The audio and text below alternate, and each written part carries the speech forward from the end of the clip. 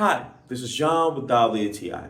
And as I'm an uncomplicated dude when it comes to the kitchen, having a easy, fast, well thought, and at the same time a great taste sauce for anything like this Knorr pesto sauce mix, it just works wonders.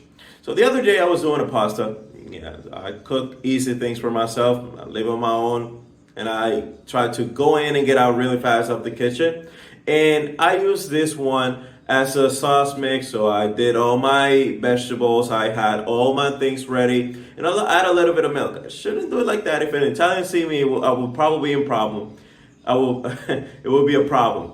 And I just add this mix, and it gave a huge flavor. It turned the pasta into a nice experience. But you don't have to do it with milk. You can use just a little bit of set of water, dilute it into hot water, and you're gonna have a nice pesto, a little bit of salt, and you have the nicest sauce that you could try in a good time. So great experience, great flavor, easy, fast, and it's convenient for me. So this was John with WTI, and that was my point of view.